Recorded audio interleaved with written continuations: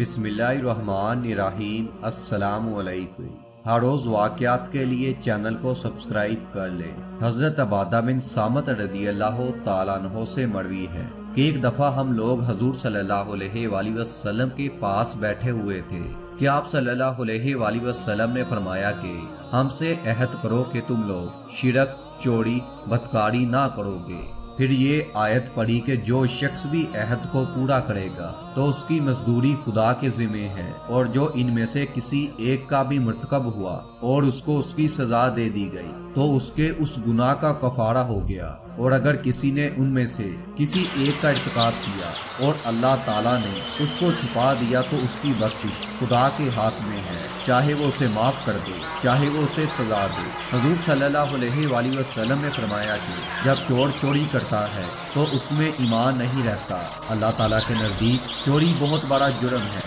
اس بنا پر اللہ تعالیٰ نے اس کی سزا بہت شدید رکھی ہے۔ چنانچہ کہ ارشاد باری تعالیٰ ہے کہ چوری کرنے والا مرد ہو یا عورت ہو، اس کا ہاتھ کاٹ دیا کرو، یہ سزا ان کے کسب کرنے کے سبب سے ہے۔ یہ اللہ تعالیٰ کی طرف سے اعلان ہے، اور اللہ غالب حکمت والا ہے۔ جو شخص اپنے کیے ہوئے گناہ کی اللہ تعالیٰ سے توبہ کر لے، اللہ تعالیٰ سے معافی مانگ لے، تو اللہ تعالیٰ اس کی توبہ کو قبول کرتا ہے اور اس کے گناہوں کو معاف فرما دیتا ہے۔ بے شک اللہ تعالیٰ معاف کرنے والا ہے۔ ایک حدیث میں آیا ہے کہ ایک چور حضور صلی اللہ علیہ وآلہ وسلم کے سامنے لایا گیا جس نے چوری کی تھی، تو آپ صلی اللہ علیہ وآلہ وسلم نے فرمایا کہ تم نے چوری کی ہے۔ اس شخص نے جواب میں کہا کہ یا رسول اللہ، یہ لوگ ٹھیک فرما رہے ہیں کہ میں نے چوری کی ہے۔ تو آپ صلی اللہ علیہ وآلہ وسلم نے اس پر حکم صادر فرمایا کہ اسے لے جاؤ، اس کے ہاتھ کو کاٹ دو۔ جب ہاتھ کٹ گیا تو آپ صلی اللہ علیہ وآلہ وسلم کے پاس اس شخص کو دوبارہ لایا گیا، تو آپ صلی اللہ علیہ وآلہ وسلم نے فرمایا کہ توبہ کرو۔ اس شخص نے توبہ کی تو آپ صلی اللہ علیہ وآلہ وسلم نے فرمایا کہ تمہاری توبہ اللہ کے ہاں قبول ہوئی۔ نبی پاک صلی اللہ علیہ وآلہ وسلم کے دور میں ایک عورت نے کچھ زیور چرا لیے۔ لوگوں نے اس عورت کو رسول اللہ صلی اللہ علیہ وآلہ وسلم کے پاس حاضر کیا، تو آپ صلی اللہ علیہ وآلہ وسلم نے اس کا ہاتھ کاٹ دینے کا حکم فرمایا۔ جب ہاتھ کٹ چکا تو عورت نے کہا کہ یا رسول اللہ صلی اللہ علیہ وآلہ وسلم، کیا میری توبہ قبول ہو گئی ہے؟ تو آپ صلی اللہ علیہ وآلہ وسلم نے فرمایا کہ تم پاک و صاف ہو گئی ہو۔ یہ عورت جس قبیلے کی تھی وہاں کے لوگوں میں تفتیش شروع ہو گئی کہ ہاتھ کاٹ دینے سے پہلے حضور صلی اللہ علیہ وآلہ وسلم کے پاس جاتے ہیں اور اس عورت کے لیے سفارش کرتے ہیں کہ اس کا ہاتھ نہ کاٹیں، اسے معاف کر دیں۔ اس عورت کی سفارش حضرت اسامہ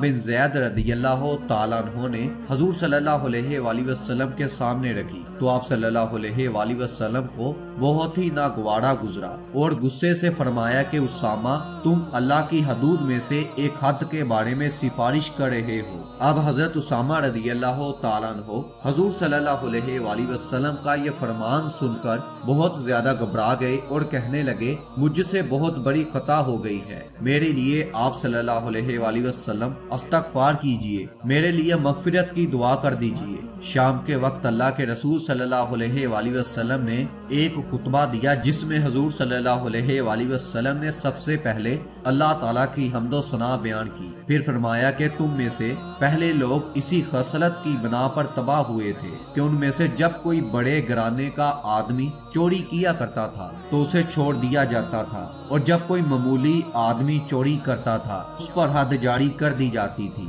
یعنی کہ اسے سزا دے دی جاتی تھی۔ خدا پاک کی قسم ہے جس کے ہاتھ میں میری جان ہے، اگر میری بیٹی فاطمہ رضی اللہ تعالیٰ عنہا بھی چوری کرتی تو اس کے لیے بھی میں یہی سزا دیتا کہ اس کے ہاتھ کاٹ دیے جاتے۔ بعض لوگوں سے ایسا بھی ہو جاتا ہے کہ چھوٹی چھوٹی چیزیں چرا لیتے ہیں اور وہ پکڑے بھی نہیں جاتے، جیسا کہ اسکول میں داخل ہوئے طالب علم پینسل، کاپیاں وغیرہ چرا لیتے ہیں، یا دفتر میں بیٹھے کچھ لوگ کوئی نہ کوئی چیز چرا لیتے ہیں اور گھر جا کر وہ اللہ تعالیٰ سے اپنے اس جرم کی معافی نہیں مانگتے، تو آخرت میں اس چوری کے بارے میں اس سے پوچھا جائے گا، اس چوری کی سزا ان کو دی جائے گی۔ پیارے دوستو، ہر وقت اللہ تعالیٰ سے استغفار کیا کرو، رات کو سونے سے پہلے اللہ تعالیٰ سے استغفار کیا کرو، اپنے گناہوں کی معافی مانگ کر سویا کرو۔ پیارے دوستو، چوری کرنا ایک ایسا عمل ہے کہ حضور صلی اللہ علیہ وآلہ وسلم نے فرمایا ہے کہ جب بھی کوئی شخص چوری کرتا ہے تو اس میں ایمان نہیں رہتا۔